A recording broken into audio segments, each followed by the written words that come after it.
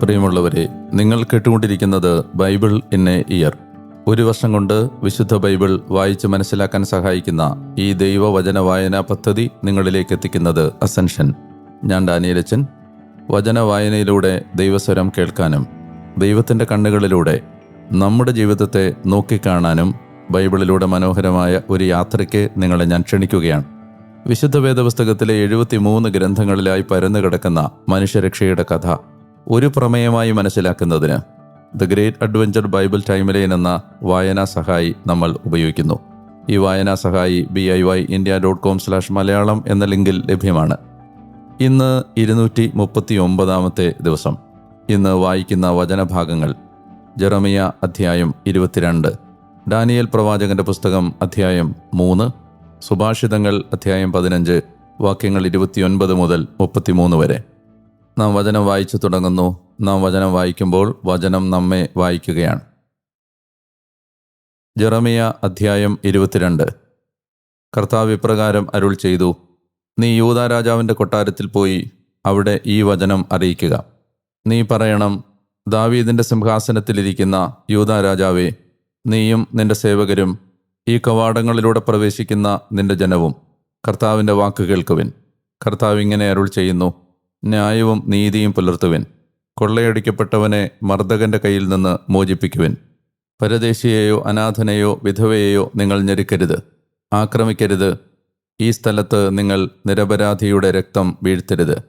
ഈ വാക്ക് അന്യോന്യം അനുവർത്തിച്ചാൽ ദാവീദിൻ്റെ സിംഹാസനത്തിലിരിക്കുന്ന രാജാക്കന്മാരും അവരുടെ സേവകരും ജനവും ഈ കൊട്ടാരത്തിൻ്റെ കവാടങ്ങളിലൂടെ രഥങ്ങളിലും കുതിരപ്പുറത്തും സവാരി ചെയ്ത് പ്രവേശിക്കും. ഈ വാക്കുകൾ അനുസരിച്ചില്ലെങ്കിൽ ഞാൻ എന്നെക്കൊണ്ട് ശപഥം ചെയ്യുന്നു, നിശ്ചയമായും ഈ കൊട്ടാരം നാശക്കൂമ്പാരമായി തീരും. കർത്താവിൻ്റെ അരുളപ്പാട്. എന്തെന്നാൽ യൂദാ രാജാവിൻ്റെ കൊട്ടാരത്തെക്കുറിച്ച് കർത്താവ് ഇപ്രകാരം അരുൾ ചെയ്യുന്നു: നീ എനിക്ക് ഗിലെയാദാണ്, ലെബനോൻ്റെ കൊടുമുടി. നിശ്ചയമായും ഞാൻ നിന്നെ മരുഭൂമിയാക്കും, ഒരു വിജന നഗരം. ആയുധധാരികളായ സംഹാരകരെ നിനക്കെതിരെ ഞാൻ ഒരുക്കി നിർത്തും. അവർ നിന്റെ വിശിഷ്ട ദേവദാരുക്കൾ മുറിച്ച് തീയിലെറിയും. അനേകം ജനതകൾ ഈ നഗരത്തിലൂടെ കടന്നുപോകും. ഓരോരുത്തനും തൻ്റെ അയൽക്കാരനോട് ചോദിക്കും, ഈ മഹാനഗരത്തോട് കർത്താവ് എന്തുകൊണ്ടാണ് ഇപ്രകാരം പ്രവർത്തിച്ചത്? അവർ മറുപടി പറയും, അവർ തങ്ങളുടെ ദൈവമായ കർത്താവിൻ്റെ ഉടമ്പടി ഉപേക്ഷിച്ച് അന്യദേവന്മാരെ ആരാധിക്കുകയും സേവിക്കുകയും ചെയ്തതിനാലാണ്. മരിച്ചവന് വേണ്ടി നിങ്ങൾ വിലപിക്കരുത്, അവനു വേണ്ടി ദുഃഖിക്കരുത്. പോകുന്നവന് വേണ്ടി ഉള്ളുരുകി കരയുവിൻ, കാരണം അവനിനി തിരിച്ചു വരികയോ തൻ്റെ ജന്മദേശം കാണുകയോ ഇല്ല. യൂദാ രാജാവായിരുന്ന ജോസിയായുടെ പുത്രനും തൻ്റെ പിതാവായ ജോസിയായുടെ സ്ഥാനത്ത് നാട് ഭരിച്ചവനും ഈ സ്ഥലത്ത് നിന്ന് പുറത്തായവനുമായ ശല്ലൂമിനെക്കുറിച്ച് കർത്താവ് ഇപ്രകാരം അരുൾ ചെയ്യുന്നു: അവനിനി ഇവിടേക്ക് തിരിച്ചു വരികയില്ല, കാരണം അവർ അവനെ പ്രവാസിയായി കൊണ്ടുപോയ സ്ഥലത്ത് വെച്ച് അവൻ മരിക്കും. ഈ ദേശം അവനിനി കാണുകയില്ല. അനീതിയിൽ തൻ്റെ ഭവനവും അന്യായത്തിൽ തൻ്റെ മട്ടുപ്പാവുകളും പണിയുന്നവനും തൻ്റെ അയൽക്കാരനെ കൊണ്ട് ഓശാരവേല ചെയ്യിക്കുകയും അവന് കൂലി നൽകാതിരിക്കുകയും ചെയ്യുന്നവനും ദുരിതം. എനിക്കായി ഞാൻ വലിയ മാളികയും വിശാലമായ മട്ടുപ്പാവുകളും പണിയുമെന്നും അതിന് ജാലകങ്ങൾ പിടിപ്പിക്കുമെന്നും ദേവദാരു കൊണ്ട് തട്ടിടുമെന്നും ചായില്യം കൊണ്ട് ചായമിടുമെന്നും പറയുന്നവനും ദുരിതം. ദേവദാരു കൊണ്ട് ധാരാളിത്തം കാട്ടിയാൽ നീ രാജാവാകുമോ? നിന്റെ പിതാവ് ഭക്ഷിക്കുകയും പാനം ചെയ്യുകയും ന്യായവും നീതിയും നടത്തുകയും ചെയ്തില്ലേ? അപ്പോൾ അവനെല്ലാം ശുഭമായിരുന്നു. അഗതിക്കും ദരിദ്രനും അവൻ ന്യായം നടത്തിക്കൊടുത്തു. അപ്പോൾ എല്ലാം ശുഭമായിരുന്നു. എന്നെ അറിയുകയെന്നാൽ ഇത് തന്നെയല്ലേ കർത്താവിൻ്റെ അരുളപ്പാട്? എന്നാൽ കൊള്ളലാഭത്തിലും നിഷ്കളങ്ക രക്തം ചൊരിയുന്നതിലും മർദ്ദനത്തിലും പീഡിപ്പിക്കുന്നതിലുമല്ലാതെ മറ്റൊന്നിലുമല്ല നിന്റെ കണ്ണും മനസ്സും. അതിനാൽ യൂദാ രാജാവായ ജോസിയായുടെ പുത്രൻ യെഹോയാക്കീമിനെക്കുറിച്ച് കർത്താവ് ഇപ്രകാരം അരുൾ ചെയ്യുന്നു: കഷ്ടം എൻ്റെ സഹോദര, കഷ്ടം സഹോദരി എന്ന് അവർ അവനെ ചൊല്ലി കരയുകയില്ല. കഷ്ടം എൻ്റെ യജമാനനെ, കഷ്ടം എൻ്റെ പ്രതാപമേ എന്ന് അവർ അവനെ ചൊല്ലി വിലപിക്കുകയുമില്ല. വലിച്ചിഴയ്ക്കപ്പെട്ട് ജെറുസലേമിൻ്റെ കവാടങ്ങൾക്കപ്പുറത്തേക്ക് എറിയപ്പെട്ട് കഴുതയെ കുഴിച്ചിടുന്നത് പോലെ അവൻ സംസ്കരിക്കപ്പെടും. ലെബനോനിൽ കയറിച്ചെന്ന് നിലവിളിക്കുക, ബാഷാനിൽ സ്വരമുയർത്തുക, അബാറിമിൽ നിന്ന് നിലവിളിക്കുക, കാരണം നിന്റെ സ്നേഹിതരെല്ലാം തകർക്കപ്പെട്ടിരിക്കുന്നു.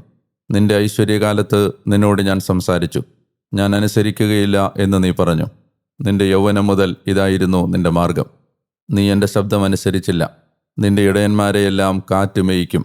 നിന്റെ സ്നേഹിതന്മാർ പ്രവാസത്തിൽ പോകും. അപ്പോൾ നിന്റെ ദുഷ്ടതയെക്കുറിച്ച് നീ ലജ്ജിക്കുകയും ഇളിഭ്യയാകുകയും ചെയ്യും. ദേവദാരുക്കളിൽ കൂടുകെട്ടി ലെബനോനിൽ വസിക്കുന്നവളെ, പ്രസവിക്കുന്നവരുടേതുപോലുള്ള അസ്വസ്ഥത, ഈറ്റുനോവ് നിന്റെ മേൽ വരുമ്പോൾ എപ്രകാരമായിരിക്കും നീ ഞരങ്ങുക? ജീവിക്കുന്ന ഞാനാണ് കർത്താവിൻ്റെ അരുളപ്പാട്. യൂദാ രാജാവായ യെഹോയാക്കീമിൻ്റെ പുത്രൻ കോണിയ എൻ്റെ വലത് കൈയിലെ മുദ്രമോതിരമാണെങ്കിൽ പോലും ഞാൻ നിന്നെ അവിടെ നിന്ന് ഊരിമാറ്റിയിരിക്കും. നിന്റെ ജീവൻ തേടുന്നവരുടെ കയ്യിലേക്ക്, ആരെയാണോ നീ ഭയപ്പെടുന്നത് അവരുടെ കയ്യിലേക്ക്, ബാബിലോൺ രാജാവായ നെബൂഖദ്നേസറിൻ്റെ കയ്യിലേക്ക്, കൽദായരുടെ കയ്യിലേക്ക് നിന്നെ ഞാൻ ഏൽപ്പിച്ചു കൊടുക്കും. നിന്നെയും നിനക്ക് ജന്മമേകിയ അമ്മയെയും നിന്റെ ജന്മനാടല്ലാത്ത മറ്റൊരു നാട്ടിലേക്ക് ഞാൻ വലിച്ചെറിയും. അവിടെ നിങ്ങൾ മരിക്കും. തിരിച്ചു വരാൻ അഭിലഷിക്കുന്ന നാട്ടിലേക്ക് അവർ തിരിച്ചെത്തുകയില്ല. കോണിയ എന്ന ഈ മനുഷ്യൻ അനഭിമതമായ ഉടഞ്ഞ ഒരു കലമോ, ആർക്കും പ്രീതിയില്ലാത്ത ഒരു പാത്രമോ? എന്തുകൊണ്ടാണ് അവനും അവൻ്റെ സന്തതിയും തങ്ങൾ അറിഞ്ഞിട്ടില്ലാത്തൊരു നാട്ടിലേക്ക് ചുഴറ്റിയെറിയപ്പെടുന്നത്? ഓ ദേശമേ, ദേശമേ, കർത്താവിൻ്റെ വാക്ക് കേൾക്കുക. കർത്താവ് ഇപ്രകാരം അരുൾ ചെയ്യുന്നു: സന്തതിയില്ലാത്തവനെന്നും ആയുസ്സിൽ അഭിവൃദ്ധിപ്പെടാത്തവനെന്നും ഈ മനുഷ്യനെപ്പറ്റി രേഖപ്പെടുത്തുവേൻ. എന്തെന്നാൽ ദാവീദിൻ്റെ സിംഹാസനത്തിലിരിക്കുന്നവനും യൂദായിൽ ഇനി ഭരിക്കുന്നവനുമായ അവൻ്റെ സന്തതിയിൽപ്പെട്ട ഒരാളും അഭിവൃദ്ധിപ്പെടുകയില്ല. ദാനിയേൽ അധ്യായം 3 യുവാക്കന്മാർ തീച്ചൂളയിൽ. നെബൂഖദ്നേസർ രാജാവ് 60 മുഴം ഉയരവും 6 മുഴം വണ്ണവുമുള്ള ഒരു സ്വർണ്ണ വിഗ്രഹം ഉണ്ടാക്കി. ബാബിലോൺ പ്രവിശ്യയിലെ ദൂരാ താഴ്വരയിൽ അവനത് സ്ഥാപിച്ചു. നെബൂഖദ്നേസർ രാജാവ് സ്ഥാപിച്ച പ്രതിമയുടെ പ്രതിഷ്ഠയ്ക്ക് വന്നുകൂടുന്നതിന് ക്ഷണിക്കുന്നതിനായി ദേശാധിപതിമാർ, സ്ഥാനപതികൾ എന്നിവർക്കും നാടുവാഴികൾ, ഉപദേശകർ, ഭണ്ഡാരം വിചാരിപ്പുകാർ, ന്യായാധിപന്മാർ, നിയമജ്ഞർ എന്നിവർക്കും സകല പ്രവിശ്യാസ്ഥാനികൾക്കും നെബൂഖദ്നേസർ രാജാവ് തന്നെ ആളയച്ചു. തുടർന്ന് ദേശാധിപതിമാർ, സ്ഥാനപതികൾ എന്നിവരും നാടുവാഴികൾ, ഉപദേശകർ, ഭണ്ഡാര വിചാരിപ്പുകാർ, ന്യായാധിപന്മാർ, നിയമജ്ഞർ എന്നിവരും സകല പ്രവിശ്യാസ്ഥാനികളും നെബൂഖദ്നേസർ രാജാവ് സ്ഥാപിച്ച പ്രതിമയുടെ പ്രതിഷ്ഠയ്ക്ക് സമ്മേളിച്ചു. അവർ നെബൂഖദ്നേസർ സ്ഥാപിച്ച പ്രതിമയ്ക്ക് മുമ്പിൽ നിന്നു. അപ്പോൾ വിളംബരം ചെയ്യുന്നവൻ ശക്തിയോടെ വിളിച്ചു പറഞ്ഞു: ജനതകളെ, ജനപദങ്ങളെ, ഭാഷക്കാരെ, നിങ്ങളോട് കൽപ്പിക്കുന്നു, കൊമ്പ്, കുഴൽ, തമ്പുരു, കിന്നരം, വീണ, നാഗസ്വരം എന്നിവയുടെ സകലവിധ വാദ്യങ്ങളുടെയും സ്വരം നിങ്ങൾ കേൾക്കുന്ന സമയം നെബൂഖദ്നേസർ രാജാവ് സ്ഥാപിച്ച സ്വർണ്ണബിംബത്തെ നിങ്ങൾ വീണ് നമസ്കരിക്കണം. അങ്ങനെ വീണ് നമസ്കരിക്കാത്തത് ആരായാലും അവൻ തൽക്ഷണം എരിയുന്ന അഗ്നികുണ്ഡ മധ്യത്തിലേക്ക് എറിയപ്പെടും. അതുകൊണ്ട് ആ സമയം കൊമ്പ്, കുഴൽ, തമ്പുരു, കിന്നരം, വീണ എന്നിവയുടെയും സകലവിധ വാദ്യങ്ങളുടെയും സ്വരം ജനതകളെല്ലാം കേട്ട മാത്രയിൽ എല്ലാ ജനതകളും ജനപദങ്ങളും ഭാഷക്കാരും നെബൂഖദ്നേസർ രാജാവ് സ്ഥാപിച്ച സ്വർണ്ണബിംബത്തെ വീണ് നമസ്കരിച്ചു. ഇക്കാരണത്താൽ ആ സമയം തന്നെ കൽദായരായ ചില ആളുകൾ രാജാവിനെ സമീപിച്ച് യഹൂദരുടെ മേൽ കുൽസിതാരോപണം ഉയർത്തി. അവർ നെബൂഖദ്നേസർ രാജാവിനോട് പ്രതിവചിച്ചു: രാജാവേ, അങ്ങ് നീണാൾ ജീവിച്ചാലും രാജാവേ, അങ്ങ് കൽപ്പന പുറപ്പെടുവിച്ചിരുന്നത് കൊമ്പ്, കുഴൽ, തമ്പുരു, കിന്നരം, വീണ, നാഗസ്വരം എന്നിവയുടെയും സകലവിധ വാദ്യങ്ങളുടെയും സ്വരം കേൾക്കുന്ന ഏതൊരാളും സ്വർണ്ണപ്രതിമയെ വീണ് നമസ്കരിക്കണമെന്നും വീണ് നമസ്കരിക്കാത്തത് ആരായാലും അവൻ എരിയുന്ന അഗ്നികുണ്ഡ മധ്യത്തിലേക്ക് എറിയപ്പെടുമെന്നും ആയിരുന്നല്ലോ. രാജാവേ, ബാബിലോൺ പ്രവിശ്യയുടെ കാര്യനിർവഹണത്തിന് നീ നിയമിച്ചിരുന്നത് ഷദ്രാക്ക്, മെഷാക്ക്, അബദ്നെഗോ എന്നീ യഹൂദ വ്യക്തികളെയാണല്ലോ. ഈ വ്യക്തികൾ രാജാവായ നിന്നെ പ്രതി കൽപ്പന പുറപ്പെടുവിച്ചിട്ടില്ല. അവർ നിന്റെ ദേവന്മാരെ ആദരിക്കുന്നില്ല. നീ പ്രതിഷ്ഠിച്ച സ്വർണ്ണ വിഗ്രഹത്തെ നമസ്കരിക്കുന്നുമില്ല. അപ്പോൾ രോഷാകുലനായി നെബൂഖദ്നേസർ ഷദ്രാക്കിനെയും മെഷാക്കിനെയും അബദ്നെഗോയെയും കൊണ്ടുവരാൻ കൽപ്പിച്ചു. തുടർന്ന് ആ വ്യക്തികളെ അവർ രാജസന്നിധിയിൽ കൊണ്ടുവന്നു. നെബൂഖദ്നേസർ അവരോട് ചോദിച്ചു: ഹേ ഷദ്രാക്ക്, മെഷാക്ക്, അബദ്നെഗോ, നിങ്ങൾ എൻ്റെ ദേവന്മാരെ സേവിക്കാത്തവരും ഞാൻ സ്ഥാപിച്ച സ്വർണ്ണപ്രതിമയെ നമസ്കരിക്കാത്തവരും ആയിരിക്കാനാണോ ഉദ്ദേശ്യം?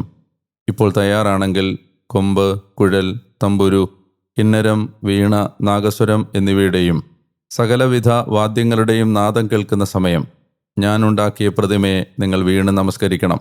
അഥവാ നിങ്ങൾ നമസ്കരിക്കുന്നില്ലെങ്കിൽ എരിയുന്ന അഗ്നികുണ്ഡ മധ്യത്തിലേക്ക് നിങ്ങൾ തൽക്ഷണം എറിയപ്പെടും. ഏത് ദേവനായിരിക്കും എൻ്റെ കൈകളിൽ നിന്ന് നിങ്ങളെ മോചിപ്പിക്കുന്നത്? ഷദ്രാക്കും മെഷാക്കും അബദ്നെഗോയും മറുപടിയായി രാജാവിനോട് പറഞ്ഞു: അല്ലയോ നെബൂഖദ്നേസർ, ഈ പ്രശ്നത്തിന്മേൽ ഞങ്ങൾ പ്രത്യുത്തരിക്കേണ്ട ആവശ്യമില്ല. രാജാവേ, ഞങ്ങൾ ആദരിക്കുന്ന ഞങ്ങളുടെ ദൈവമുണ്ടെങ്കിൽ അവിടുന്ന് ഞങ്ങളെ എരിയുന്ന തീച്ചൂളയിൽ നിന്ന് മോചിപ്പിക്കാൻ കഴിവുള്ളവനാണ്. അവിടുന്ന് ഞങ്ങളെ നിന്റെ കയ്യിൽ നിന്നും മോചിപ്പിക്കും. ഇല്ലെങ്കിൽ തന്നെയും രാജാവേ, ഇത് നിനക്ക് അറിവുള്ളതായിരിക്കട്ടെ, ഞങ്ങൾ നിന്റെ ദേവന്മാരെ ആദരിക്കുന്നവരാവുകയില്ല. നീ സ്ഥാപിച്ച സ്വർണബിംബത്തെ ഞങ്ങൾ നമസ്കരിക്കുകയുമില്ല. അപ്പോൾ നെബൂഖദ്നേസർ ശദ്രാക്കിനും മെഷാക്കിനും അബേദ്നെഗോയ്ക്കുമെതിരെ കോപപൂരിതനായി. അദ്ദേഹത്തിൻ്റെ മുഖഭാവം മാറി. ചൂളയ്ക്ക് 7 മടങ്ങ് ചൂട് പിടിപ്പിക്കാൻ, അത് കാണുന്നതിനേക്കാൾ കൂടുതൽ ചൂടാക്കാൻ അദ്ദേഹം കൽപ്പിച്ചു. ശദ്രാക്കിനെയും മെഷാക്കിനെയും അബേദ്നെഗോയെയും ബന്ധിക്കാനും എരിയുന്ന അഗ്നികുണ്ഡത്തിലേക്ക് വലിച്ചെറിയാനും തൻ്റെ സൈന്യത്തിലെ വീരഭടന്മാരിൽ ചിലരോട് അദ്ദേഹം ആജ്ഞാപിച്ചു. അപ്പോൾ ആ ഭടന്മാർ അവരെ തങ്ങളുടെ അങ്കികൾ, കുപ്പായങ്ങൾ, തൊപ്പികൾ, വസ്ത്രങ്ങൾ എന്നിവയോടുകൂടെ ബന്ധിച്ച് എരിയുന്ന അഗ്നികുണ്ഡമധ്യത്തിലേക്ക് എറിഞ്ഞു. രാജശാസനം കർക്കശമായിരുന്നതുകൊണ്ട് തീച്ചൂള അത്യുഗ്രമായി ചൂടാക്കപ്പെട്ടിരുന്നു. അതിനാൽ ശദ്രാക്കിനെയും മെഷാക്കിനെയും അബേദ്നെഗോയെയും പൊക്കിയ ആ ഭടന്മാരെ അഗ്നിജ്വാല നിഹനിച്ചു. ശദ്രാക്ക്, മെഷാക്ക്, അബേദ്നെഗോ എന്നീ മൂവരും ബന്ധിതരായി എരിയുന്ന അഗ്നികുണ്ഡമധ്യേ ചെന്നു വീണു. അസറിയായുടെ കീർത്തനം. അവർ ദൈവത്തിന് കീർത്തനം ആലപിച്ചുകൊണ്ടും കർത്താവിനെ സ്തുതിച്ചുകൊണ്ടും തീജ്വാലയുടെ മധ്യേ നടന്നുകൊണ്ടിരുന്നു. അപ്പോൾ അസറിയ എഴുന്നേറ്റ് നിന്ന് ഇങ്ങനെ പ്രാർത്ഥിച്ചു. അഗ്നിയുടെ മധ്യേ അവൻ തൻ്റെ വായ് തുറന്നു പറഞ്ഞു: കർത്താവെ, ഞങ്ങളുടെ പിതാക്കന്മാരുടെ ദൈവമേ, അങ്ങ് വാഴ്ത്തപ്പെട്ടവനും സ്തുത്യർഹനുമാണ്. അങ്ങയുടെ നാമം എന്നേക്കും മഹത്വീകൃതമാണ്. എന്തെന്നാൽ അങ്ങ് ഞങ്ങളോട് ചെയ്തിട്ടുള്ള എല്ലാ കാര്യങ്ങളിലും നീതിമാനാണ്. അങ്ങയുടെ പ്രവൃത്തികളെല്ലാം സത്യസന്ധവും അങ്ങയുടെ മാർഗങ്ങൾ ഋജുവുമാണ്. അങ്ങയുടെ ന്യായവിധികളെല്ലാം സത്യം തന്നെ. ഞങ്ങളിലും ഞങ്ങളുടെ പിതാക്കന്മാരുടെ വിശുദ്ധ നഗരമായ ജെറുസലേമിൻ്റെ മേലും അങ്ങ് വരുത്തിവെച്ച എല്ലാ കാര്യങ്ങളിലും അങ്ങ് സത്യമായ വിധികൾ നടപ്പിലാക്കി. എന്തെന്നാൽ ഞങ്ങളുടെ പാപങ്ങൾ നിമിത്തമാണല്ലോ അങ്ങ് സത്യത്തിലും നീതിയിലും ഇവയെല്ലാം ഞങ്ങളുടെ മേൽ വരുത്തിയത്. കാരണം അങ്ങയിൽ നിന്ന് അകന്നു പോകും വിധം ഞങ്ങൾ പാപം ചെയ്യുകയും നിയമം ലംഘിക്കുകയും ചെയ്തു. എല്ലാ കാര്യങ്ങളിലും ഞങ്ങൾ വ്യതിചലിക്കുകയും അങ്ങയുടെ കൽപ്പനകൾ ശ്രവിക്കാതിരിക്കുകയും ചെയ്തു. ഞങ്ങൾക്ക് നന്മ ഭവിക്കും വിധം അങ്ങ് ഞങ്ങളോട് കൽപ്പിച്ചതുപോലെ ഞങ്ങൾ ചേർന്ന് നിൽക്കുകയോ വർത്തിക്കുകയോ ചെയ്തില്ല. ഞങ്ങളുടെ മേലങ്ങ് വരുത്തിയവയെല്ലാം, ഞങ്ങളോടങ്ങ് ചെയ്തവയെല്ലാം ഉചിതമായ വിധിയോടെയാണ് അങ്ങ് ചെയ്തത്. അങ്ങ് ഞങ്ങളെ നിയമലംഘകരായ, ഏറ്റവും വെറുക്കപ്പെട്ടവരായ, ധിക്കാരികളായ ശത്രുക്കളുടെ കരങ്ങളിലേക്കും ഭൂമി മുഴുവനിലെയും ഏറ്റവും ദുഷ്ടനും അധർമ്മിയുമായ ഒരു രാജാവിനും വിട്ടുകൊടുത്തിരിക്കുന്നു. ഇപ്പോഴാകട്ടെ വായ് തുറക്കാൻ പോലും ഞങ്ങൾക്കാകുന്നില്ല. ലജ്ജയും അവമാനവും അങ്ങയുടെ ദാസർക്കും അങ്ങയെ ആരാധിക്കുന്നവർക്കും വന്നു ഭവിച്ചിരിക്കുന്നു. ഇപ്പോൾ അങ്ങയുടെ നാമത്തെ പ്രതി ഞങ്ങളെ തീർത്തും പരിത്യജിക്കരുതേ. അങ്ങയുടെ ഉടമ്പടി ലംഘിക്കരുതേ. അങ്ങയുടെ സ്നേഹിതനായിരുന്ന അബ്രാഹത്തെയും അങ്ങയുടെ ദാസനായ ഇസഹാക്കിനെയും അങ്ങയുടെ പരിശുദ്ധനായ ഇസ്രായേലിനെയും പ്രതി അങ്ങയുടെ കാരുണ്യം ഞങ്ങളിൽ നിന്നും പിൻവലിക്കരുതേ. ആകാശത്തിലെ നക്ഷത്രങ്ങൾ പോലെയും കടൽ തീരത്തെ മണൽത്തരി പോലെയും അവരുടെ സന്തതിയെ വർദ്ധിപ്പിക്കുമെന്ന് അവർക്കായി സംസാരിച്ചുകൊണ്ട് അങ്ങ് അവരോടാണല്ലോ അരുൾ ചെയ്തത്. എന്തെന്നാൽ യജമാനനെ മറ്റെല്ലാ ജനതയേക്കാൾ ഞങ്ങൾ ചുരുക്കപ്പെട്ടിരിക്കുന്നു. ഞങ്ങളുടെ പാപങ്ങൾ നിമിത്തം ഭൂമി മുഴുവനിലും ഞങ്ങൾ ഇന്ന് അധസ്ഥിതരായിരിക്കുന്നു. ഇക്കാലത്ത് രാജാവും പ്രവാചകനും നായകനും ഇല്ല. ഹോമയാഗമോ ബലിയോ അർച്ചനയോ ധൂപമോ ഇല്ല. അങ്ങയുടെ മുമ്പിൽ ആദ്യഫലം അർപ്പിക്കുന്നതിനോ കാരുണ്യം കണ്ടെത്തുന്നതിനോ ഒരിടവുമില്ല. പക്ഷേ മുട്ടാടുകളുടെയും കാളകളുടെയും ഹോമയാഗങ്ങളാലെന്ന പോലെയോ 10,000 കൊഴുത്ത ആടുകളാലെന്ന പോലെയോ ആത്മാവിൽ നുറങ്ങപ്പെട്ടും വിനയത്തിൻ്റെ അരൂപിയോടും കൂടെ ഞങ്ങൾ സ്വീകൃതരാകട്ടെ. അങ്ങനെ ഞങ്ങളുടെ ബലി ഇന്ന് അങ്ങയുടെ സന്നിധിയിലായിരിക്കട്ടെ. അങ്ങേക്കനുസൃതം അത് പൂർണ്ണമാക്കട്ടെ. എന്തെന്നാൽ അങ്ങയിൽ ആശ്രയമർപ്പിച്ചവർക്ക് ലജ്ജയുണ്ടാവുകയില്ല. ഇപ്പോൾ പൂർണ്ണ ഹൃദയത്തോടെ ഞങ്ങളങ്ങയെ അനുഗമിക്കുന്നു. ഞങ്ങളങ്ങയെ ഭയപ്പെടുകയും അങ്ങയുടെ മുഖം തേടുകയും ചെയ്യുന്നു. ഞങ്ങളെ അങ്ങ് ലജ്ജിതരാക്കരുതേ. മറിച്ച് അങ്ങയുടെ ദയാവായ്പിനനുസൃതമായും അങ്ങയുടെ കരുണാസമൃദ്ധിക്കനുസൃതമായും ഞങ്ങളോട് വർത്തിക്കണമേ. അങ്ങയുടെ അത്ഭുത പ്രവൃത്തികൾക്കൊത്ത് ഞങ്ങളെ മോചിപ്പിക്കണമേ. കർത്താവേ, അങ്ങയുടെ നാമത്തിന് മഹത്വം നൽകണമേ. അങ്ങയുടെ ദാസരോട് ദ്രോഹങ്ങൾ കാട്ടുന്നവർ അപമാനിതരാക്കപ്പെടട്ടെ. എല്ലാ അധികാരത്തെയും ആധിപത്യത്തെയും പ്രതി അവർ ലജ്ജിതരാക്കപ്പെടട്ടെ. അവരുടെ ശക്തി തകർക്കപ്പെടട്ടെ. അഖില ലോകത്തിനും മേൽ മഹത്വപൂർണനും ഏകദൈവവുമായ കർത്താവ് അങ്ങാണെന്ന് അവർ അറിയട്ടെ. അവരെ തീച്ചൂളയിലെറിഞ്ഞ രാജസേവകർ ഗന്ധകവും കീലും ചണച്ചവറും വിറകും കൊണ്ട് തീച്ചൂള ഉജ്ജ്വലിപ്പിക്കുന്നത് അവസാനിപ്പിച്ചില്ല. തീജ്വാല ചൂളയ്ക്ക് മീതെ 49 മുഴം വരെ വ്യാപൃതമായി. അത് പടർന്ന് ചൂളയുടെ ചുറ്റും കണ്ട കൽദായരെ ദഹിപ്പിച്ചു കളഞ്ഞു. അതേസമയം അസറിയായുടെ കൂടെയുണ്ടായിരുന്നവരുടെ പക്കൽ ചൂളയിലേക്ക് കർത്താവിൻ്റെ ദൂതൻ ഇറങ്ങിച്ചെന്നു. അവൻ തീജ്വാലയെ ചൂളയിൽ നിന്ന് ആട്ടിയകറ്റി. അവൻ ചൂളയുടെ മധ്യഭാഗം ചൂളമടിക്കുന്ന മഞ്ഞുകാറ്റ് പോലെയാക്കി. അങ്ങനെ അഗ്നി അവരെ ഒട്ടും സ്പർശിച്ചില്ല. അതവരെ ദുഃഖിപ്പിക്കുകയോ ശല്യപ്പെടുത്തുകയോ ചെയ്തില്ല. അപ്പോൾ അവർ മൂവരും ഏകകണ്ഠമായി തീച്ചൂളയിൽ വെച്ച് കീർത്തനം പാടുകയും ദൈവത്തെ മഹത്വപ്പെടുത്തുകയും സ്തുതിക്കുകയും ചെയ്തുകൊണ്ട് പറഞ്ഞു: കർത്താവേ, ഞങ്ങളുടെ പിതാക്കന്മാരുടെ ദൈവമേ, അങ്ങ് വാഴ്ത്തപ്പെട്ടവനാണ്. അങ്ങ് എന്നേക്കും സ്തുത്യർഹനും അത്യുന്നതനുമാണ്. അങ്ങയുടെ മഹത്വത്തിൻ്റെ പരിശുദ്ധ നാമം വാഴ്ത്തപ്പെട്ടതാണ്. അതെന്നേക്കും ഏറ്റവും സ്തുത്യർഹവും അത്യുന്നതവുമാണ്. അങ്ങയുടെ പരിശുദ്ധ മഹത്വത്തിൻ്റെ ആലയത്തിൽ അങ്ങ് വാഴ്ത്തപ്പെട്ടവനാണ്. അങ്ങ് എന്നേക്കും അതികീർത്തിതനും മഹത്തമനുമാണ്. കെരൂബുകളുടെ മേലിരുന്നു കൊണ്ട് അഗാധങ്ങളെ വീക്ഷിക്കുന്ന അങ്ങ് വാഴ്ത്തപ്പെട്ടവനാണ്. അങ്ങ് എന്നേക്കും സ്തുത്യർഹനും അത്യുന്നതനുമാണ്. അങ്ങയുടെ രാജ്യത്തിൻ്റെ സിംഹാസനത്തിൽ അങ്ങ് വാഴ്ത്തപ്പെട്ടവനാണ്. അങ്ങ് എന്നേക്കും അതികീർത്തിതനും അത്യുന്നതനുമാണ്. ആകാശവിധാനത്തിൽ അങ്ങ് വാഴ്ത്തപ്പെട്ടവനാണ്. അങ്ങ് എന്നേക്കും കീർത്തിതനും മഹത്വീകൃതനുമാണ്. കർത്താവിൻ്റെ സർവ്വസൃഷ്ടികളെ കർത്താവിനെ വാഴ്ത്തുവിൻ. എന്നേക്കും അവിടുത്തെ കീർത്തിക്കുകയും പുകഴ്ത്തുകയും ചെയ്യുവിൻ. ആകാശങ്ങളെ കർത്താവിനെ വാഴ്ത്തുവിൻ. എന്നേക്കും അവിടുത്തെ കീർത്തിക്കുകയും പുകഴ്ത്തുകയും ചെയ്യുവിൻ.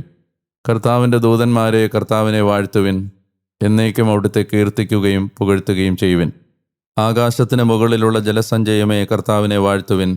എന്നേക്കും അവിടുത്തെ കീർത്തിക്കുകയും പുകഴ്ത്തുകയും ചെയ്യുവിൻ. സകല ആധിപത്യങ്ങളെ കർത്താവിനെ വാഴ്ത്തുവിൻ. എന്നേക്കും അവിടുത്തെ കീർത്തിക്കുകയും പുകഴ്ത്തുകയും ചെയ്യുവിൻ. സൂര്യചന്ദ്രന്മാരെ കർത്താവിനെ വാഴ്ത്തുവിൻ. എന്നേക്കും അവിടുത്തെ കീർത്തിക്കുകയും പുകഴ്ത്തുകയും ചെയ്യുവിൻ. ആകാശ നക്ഷത്രങ്ങളെ കർത്താവിനെ വാഴ്ത്തുവിൻ. എന്നേക്കും അവിടുത്തെ കീർത്തിക്കുകയും പുകഴ്ത്തുകയും ചെയ്യുവിൻ. സകലമാന മഴയെ മഞ്ഞെ കർത്താവിനെ വാഴ്ത്തുവിൻ. എന്നേക്കും അവിടുത്തെ കീർത്തിക്കുകയും പുകഴ്ത്തുകയും ചെയ്യുവിൻ. സകല കാറ്റുകളെ കർത്താവിനെ വാഴ്ത്തുവിൻ. എന്നേക്കും അവിടുത്തെ കീർത്തിക്കുകയും പുകഴ്ത്തുകയും ചെയ്യുവിൻ. അഗ്നിയെ ചൂടേ കർത്താവിനെ വാഴ്ത്തുവിൻ. എന്നേക്കും അവിടുത്തെ കീർത്തിക്കുകയും പുകഴ്ത്തുകയും ചെയ്യുവിൻ. ശൈത്യമേ ഉഷ്ണമേ കർത്താവിനെ വാഴ്ത്തുവിൻ. എന്നേക്കും അവിടുത്തെ കീർത്തിക്കുകയും പുകഴ്ത്തുകയും ചെയ്യുവിൻ. ഹിമഗണങ്ങളെ മഞ്ഞുകട്ടകളെ കർത്താവിനെ വാഴ്ത്തുവിൻ. എന്നേക്കും അവിടുത്തെ കീർത്തിക്കുകയും പുകഴ്ത്തുകയും ചെയ്യുവിൻ. രാവുകളെ പകലുകളെ കർത്താവിനെ വാഴ്ത്തുവിൻ. എന്നേക്കും അവിടുത്തെ കീർത്തിക്കുകയും പുകഴ്ത്തുകയും ചെയ്യുവിൻ. പ്രകാശമേ അന്ധകാരമേ കർത്താവിനെ വാഴ്ത്തുവിൻ. എന്നേക്കും അവിടുത്തെ കീർത്തിക്കുകയും പുകഴ്ത്തുകയും ചെയ്യുവിൻ. മലയെ ശൈത്യമേ കർത്താവിനെ വാഴ്ത്തുവിൻ. എന്നേക്കും അവിടുത്തെ കീർത്തിക്കുകയും പുകഴ്ത്തുകയും ചെയ്യുവിൻ. പൊടിമഞ്ഞേ ഹിമപാതമേ കർത്താവിനെ വാഴ്ത്തുവിൻ. എന്നേക്കും അവിടുത്തെ കീർത്തിക്കുകയും പുകഴ്ത്തുകയും ചെയ്യുവിൻ. മിന്നലുകളെ മേഘങ്ങളെ കർത്താവിനെ വാഴ്ത്തുവിൻ. എന്നേക്കും അവിടുത്തെ കീർത്തിക്കുകയും പുകഴ്ത്തുകയും ചെയ്യുവിൻ. ഭൂമി കർത്താവിനെ വാഴ്ത്തട്ടെ. എന്നേക്കും അവിടുത്തെ കീർത്തിക്കുകയും പുകഴ്ത്തുകയും ചെയ്യുവിൻ. മലകളെ കുന്നുകളെ കർത്താവിനെ വാഴ്ത്തുവിൻ. എന്നേക്കും അവിടുത്തെ കീർത്തിക്കുകയും പുകഴ്ത്തുകയും ചെയ്യുവിൻ. ഭൂമിയിൽ മുളയ്ക്കുന്ന സകലതുമേ കർത്താവിനെ വാഴ്ത്തുവിൻ. എന്നേക്കും അവിടുത്തെ കീർത്തിക്കുകയും പുകഴ്ത്തുകയും ചെയ്യുവിൻ. സമുദ്രങ്ങളെ നദികളെ കർത്താവിനെ വാഴ്ത്തുവിൻ. എന്നേക്കും അവിടുത്തെ കീർത്തിക്കുകയും പുകഴ്ത്തുകയും ചെയ്യുവിൻ. ഉറവകളെ കർത്താവിനെ വാഴ്ത്തുവിൻ. എന്നേക്കും അവിടുത്തെ കീർത്തിക്കുകയും പുകഴ്ത്തുകയും ചെയ്യുവിൻ. സമുദ്രഭീകര സത്വങ്ങളെ സകല ജലചാരികളെ കർത്താവിനെ വാഴ്ത്തുവിൻ. എന്നേക്കും അവിടുത്തെ കീർത്തിക്കുകയും പുകഴ്ത്തുകയും ചെയ്യുവിൻ. ആകാശപ്പറവകളെ കർത്താവിനെ വാഴ്ത്തുവിൻ. എന്നേക്കും അവിടുത്തെ കീർത്തിക്കുകയും പുകഴ്ത്തുകയും ചെയ്യുവിൻ. വന്യമൃഗങ്ങളെ വളർത്തുമൃഗങ്ങളെ കർത്താവിനെ വാഴ്ത്തുവിൻ. എന്നേക്കും അവിടുത്തെ കീർത്തിക്കുകയും പുകഴ്ത്തുകയും ചെയ്യുവിൻ. മനുഷ്യമക്കളെ കർത്താവിനെ വാഴ്ത്തുവിൻ. എന്നേക്കും അവിടുത്തെ കീർത്തിക്കുകയും പുകഴ്ത്തുകയും ചെയ്യുവിൻ. ഇസ്രായേലെ കർത്താവിനെ വാഴ്ത്തുവിൻ. എന്നേക്കും അവിടുത്തെ കീർത്തിക്കുകയും പുകഴ്ത്തുകയും ചെയ്യുവിൻ. കർത്താവിൻ്റെ പുരോഹിതരെ കർത്താവിനെ വാഴ്ത്തുവിൻ. എന്നേക്കും അവിടുത്തെ കീർത്തിക്കുകയും പുകഴ്ത്തുകയും ചെയ്യുവിൻ. കർത്താവിൻ്റെ ദാസരെ കർത്താവിനെ വാഴ്ത്തുവിൻ. എന്നേക്കും അവിടുത്തെ കീർത്തിക്കുകയും പുകഴ്ത്തുകയും ചെയ്യുവിൻ. നീതിമാന്മാരുടെ ആത്മാക്കളെ ചേതസ്സുകളെ കർത്താവിനെ വാഴ്ത്തുവിൻ. എന്നേക്കും അവിടുത്തെ കീർത്തിക്കുകയും പുകഴ്ത്തുകയും ചെയ്യുവിൻ. ഹൃദയത്തിൽ ശുദ്ധരെ വിനീതരെ കർത്താവിനെ വാഴ്ത്തുവിൻ. എന്നേക്കും അവിടുത്തെ കീർത്തിക്കുകയും പുകഴ്ത്തുകയും ചെയ്യുവിൻ. ഹനനിയ അസറിയ മിഷായേൽ കർത്താവിനെ വാഴ്ത്തുവിൻ. എന്നേക്കും അവിടുത്തെ കീർത്തിക്കുകയും പുകഴ്ത്തുകയും ചെയ്യുവിൻ. എന്തെന്നാൽ അവിടുന്ന് നമ്മെ പാതാളത്തിൽ നിന്ന് കരേറ്റി നമ്മെ മരണത്തിൻ്റെ പിടിയിൽ നിന്ന് മോചിപ്പിച്ചു. ചൂളയുടെ കത്തിയിരിയുന്ന ജ്വാലയുടെ മധ്യത്തിൽ നിന്ന് അവിടുന്ന് നമ്മെ രക്ഷിച്ചു. അഗ്നിയുടെ മധ്യത്തിൽ നിന്ന് നമ്മെ രക്ഷിക്കുകയും ചെയ്തു. കർത്താവിന് നന്ദി പറയുവിൻ. എന്തെന്നാൽ അവിടുന്ന് നല്ലവനാണ്. എന്തെന്നാൽ അവിടുത്തെ കാരുണ്യം ശാശ്വതമാണ്. ദേവന്മാരുടെ ദൈവമായ കർത്താവിനെ ആരാധിക്കുന്ന സകലരെ കീർത്തനം പാടുകയും നന്ദി പറയുകയും ചെയ്യുവിൻ. എന്തെന്നാൽ അവിടുത്തെ കാരുണ്യം ശാശ്വതമാണ്. അപ്പോൾ നെബൂഖദ്നേസർ രാജാവ് അതിശയിച്ച് പരിഭ്രാന്തിയോടെ എഴുന്നേറ്റു. തൻ്റെ മന്ത്രിമാരോട് അവൻ ചോദിച്ചു, 3 ആളുകളെയല്ലേ നമ്മൾ അഗ്നിമധ്യത്തിലേക്ക് ബന്ധിതരായി എറിഞ്ഞത്? അവർ രാജാവിനോട് മറുപടിയായി പറഞ്ഞു, ഉറപ്പായും രാജാവേ. അദ്ദേഹം പ്രത്യുത്തരിച്ചു, അതാ 4 ആളുകൾ അഗ്നിയുടെ നടുവിൽ ബന്ധനമുക്തരായി നടക്കുന്നത് ഞാൻ കാണുന്നു. അവരിൽ ഒരു പരിക്കുമില്ലതാനും. 4-മത്തവൻ്റെ രൂപം ഒരു ദൈവകുമാരന് തുല്യമായിരിക്കുന്നു. തുടർന്ന് ജ്വലിക്കുന്ന തീച്ചൂളയുടെ വാതിൽക്കലെത്തി നെബൂഖദ്നേസർ വിളിച്ചു പറഞ്ഞു, ശദ്രാക്ക്, മെഷാക്ക്, അബദ്നഗോ, അത്യുന്നതനായ ദൈവത്തിൻ്റെ ദാസന്മാരെ, നിങ്ങൾ പുറത്തിറങ്ങി വരുവിൻ. അപ്പോൾ ശദ്രാക്കും മെഷാക്കും അബദ്നഗോയും അഗ്നിമധ്യത്തിൽ നിന്ന് പുറത്തിറങ്ങി. ദേശാധിപതിമാരും സ്ഥാനപതികളും നാടുവാഴികളും രാജാവിൻ്റെ മന്ത്രിമാരും സമ്മേളിച്ച് ആ ആളുകളുടെ ദേഹങ്ങളിൽ അഗ്നി ഏശിയില്ലെന്നും അവരുടെ തലമുടി കരിഞ്ഞില്ലെന്നും അവരുടെ അങ്കികൾ മങ്ങിയില്ലെന്നും അഗ്നിയുടെ ഗന്ധം അവരിൽ തങ്ങിയില്ലെന്നും കണ്ടു. നെബൂഖദ്നേസർ ഉദ്ഘോഷിച്ചു, ശദ്രാക്കിൻ്റെയും മെഷാക്കിൻ്റെയും അബദ്നഗോയുടെയും ദൈവം വാഴ്ത്തപ്പെടട്ടെ. സ്വന്തം ദൈവത്തെ അല്ലാതെ മറ്റേതൊരു ദേവനെയും ആദരിക്കാതെയും നമസ്കരിക്കാതെയും ഇരിക്കാൻ രാജശാസനം അവഗണിക്കുകയും സ്വശരീരങ്ങളെ പീഡനത്തിന് വിട്ടുകൊടുക്കുകയും ചെയ്ത് തന്നിൽ ആശ്രയിച്ച തൻ്റെ ദാസന്മാരെ അവിടുന്ന് സ്വദൂതനെ അയച്ച് മോചിപ്പിച്ചുവല്ലോ. അതുകൊണ്ട് എന്നിൽ നിന്ന് ഒരു കൽപ്പന പുറപ്പെടുന്നു. ശദ്രാക്കിൻ്റെയും മെഷാക്കിൻ്റെയും അബദ്നഗോയുടെയും ദൈവത്തെ സംബന്ധിച്ച് അവഗണിച്ചു പറയുന്ന ഏത് ദേശത്തിൻ്റെയും ഭാഷയുടെയും ജനം അംഗവിച്ഛേദിതരാകും. അതിൻ്റെ ഭവനം കുപ്പക്കൂനയാക്കപ്പെടും. എന്തെന്നാൽ ഈ വിധത്തിൽ വിമോചിപ്പിക്കാൻ കഴിയുന്ന വേറൊരു ദേവനില്ല. തുടർന്ന് രാജാവ് ശദ്രാക്കിനും മെഷാക്കിനും അബദ്നഗോയ്ക്കും ബാബിലോൺ പ്രവിശ്യയിൽ സമൃദ്ധി കൈവരുത്തി. നെബൂഖദ്നേസർ രാജാവ് ഭൂമിയിലെങ്ങും വസിക്കുന്ന സകല ജനതകൾക്കും ജനപദങ്ങൾക്കും ഭാഷക്കാർക്കും, നിങ്ങളുടെ സമാധാനം അഭിവൃദ്ധിപ്പെടട്ടെ. അത്യുന്നതനായ ദൈവം എനിക്കായി ചെയ്ത അടയാളങ്ങളും അത്ഭുതങ്ങളും പ്രഖ്യാപിക്കുന്നത് എനിക്ക് അനുയോജ്യമാണ്. അവിടുത്തെ അടയാളങ്ങൾ എത്ര ഔന്നത്യമുള്ളവ! അവിടുത്തെ അത്ഭുതങ്ങൾ എത്ര ശക്തിയുള്ളവ! അവിടുത്തെ രാജ്യമോ നിത്യതയുടെ രാജ്യം. അവിടുത്തെ ആധിപത്യം തലമുറ തലമുറയോളവും. സുഭാഷിതങ്ങൾ അധ്യായം 15 വാക്യങ്ങൾ 29 മുതൽ 33 വരെ. കർത്താവ് ദുഷ്ടരിൽ നിന്ന് അകലെയാണ്. നീതിമാന്മാരുടെ പ്രാർത്ഥന അവിടുന്ന് കേൾക്കുന്നു. കണ്ണുകളുടെ ജ്യോതിസ് ഹൃദയത്തെ സന്തോഷിപ്പിക്കുന്നു. സദ്വാർത്ത അസ്ഥി ബലിഷ്ഠമാക്കുന്നു. ജീവന്റെ ശാസനം കേൾക്കുന്ന കാത് ജ്ഞാനികൾക്കിടയിൽ പാർക്കും. ശിക്ഷണം അവഗണിക്കുന്നവൻ സ്വന്തം ജീവനെ ദ്രോഹിക്കുന്നു. ശാസനം ശ്രവിക്കുന്നവൻ പ്രബുദ്ധത നേടുന്നു. കർത്തൃഭയം ജ്ഞാനശിക്ഷണമാണ്. വിനയമാണ് ബഹുമതിയുടെ മുന്നോടി. പ്രിയമുള്ളവരെ, 239 ദിവസത്തിലേക്ക് കർത്താവിൻ്റെ ആത്മാവ് നമ്മെ ദൈവവചനത്തിൻ്റെ വായനയുമായി എത്തിക്കുമ്പോൾ ദൈവത്തിൻ്റെ അനന്തമായ കാരുണ്യത്തിന് ഒരിക്കൽ കൂടി നന്ദി പറയാനുള്ള ഒരവസരമായി ഇത് മാറുകയാണ്. നമ്മൾ ജെറമിയായുടെ പുസ്തകത്തിൽ പ്രവാസത്തിന് തൊട്ടുമുമ്പുള്ള ഭാഗങ്ങളും ദാനിയേലിൻ്റെ പുസ്തകത്തിൽ നിന്ന് പ്രവാസത്തിൽ ജനമനുഭവിക്കുന്ന സാഹചര്യങ്ങളുമാണ് വായിക്കുന്നത്. ജെറമിയ 22 അധ്യായത്തിൽ യൂദാ രാജാക്കന്മാരായ യെഹോയാക്കീമിൻ്റെയും സെദക്കിയായുടെയും വരാൻ പോകുന്ന ദുർഗതിയെക്കുറിച്ച് പറയുകയാണ്. 2 പ്രധാനപ്പെട്ട കാരണങ്ങളാണ് പ്രവാചകൻ ചൂണ്ടിക്കാണിക്കുന്നത്. ഒന്നാമത്തേത്, അനാഥൻ്റെയും വിധവയുടെയും പരദേശിയുടെയും അഗതിയുടെയും നിരപരാധിയുടെയും രക്തം ചൊരിഞ്ഞു നിലവിളികൾക്ക് കാരണമായി എന്ന വലിയ അപരാധം. അതുപോലെ വേലക്കാരൻ്റെ കൂലി പിടിച്ചുവെച്ചത്. പിന്നീട് വിഗ്രഹാരാധന, നേരത്തെ പറഞ്ഞിരുന്നതുപോലെ, ആവർത്തിച്ച് പറഞ്ഞിരുന്നതുപോലെ വിഗ്രഹാരാധന എന്ന പാപവും. ബൈബിളിൽ നിലവിളിക്കുന്ന പാപങ്ങളാണ് അനാഥൻ്റെ നിലവിളി, അഗതിയുടെ നിലവിളി, പാവപ്പെട്ടവൻ്റെ നിലവിളി, കൂലിക്കാരൻ്റെ, കൂലി പിടിച്ചുവെക്കപ്പെട്ട വേലക്കാരൻ്റെ നിലവിളി. ഇതെല്ലാം നമ്മെ വലിയ തകർച്ചയിലേക്ക് എത്തിക്കുന്ന, ജെറമിയായുടെ ഭാഷയിൽ പറഞ്ഞാൽ കൊട്ടാരം നാമാവശേഷമാകുന്ന, കൊട്ടാരത്തെ സമ്പൂർണമായി തകർത്ത് കളയുന്ന, നമുക്ക് ദൈവം നൽകിയ സകല നന്മകളെയും സൗഭാഗ്യങ്ങളെയും ഒരു നിമിഷം കൊണ്ട് ഇല്ലാതാക്കാൻ കഴിയുന്ന അത്ര വലിയ സംഹാരശേഷിയുള്ള ഒരായുധമാണ് ഈ തരത്തിൽ ബലഹീനരായ മനുഷ്യരുടെ കണ്ണുനീരും നിലവിളിയും. നമ്മളോടൊപ്പം ജീവിക്കുന്ന, നമ്മുടെ കൂടെ താമസിക്കുന്ന, നമ്മളെ സഹായിക്കുന്ന, നമ്മുടെ ജീവിത പരിസരങ്ങളിൽ നമുക്ക് പലവിധത്തിൽ സഹായമായി മാറുന്ന ഒത്തിരി പാവപ്പെട്ട മനുഷ്യർ നമ്മുടെ കൂടെയുണ്ട്. അത് അടുക്കളയിൽ ജോലി ചെയ്യുന്നവരാവാം, പറമ്പിൽ പണിയെടുക്കാൻ വരുന്നവരാകാം, പാല് കൊണ്ടുവരുന്നവർ, പത്രം കൊണ്ടുവരുന്നവർ, സാധാരണ സേവനങ്ങൾ നമുക്ക് നൽകുന്ന പാവപ്പെട്ട മനുഷ്യർ.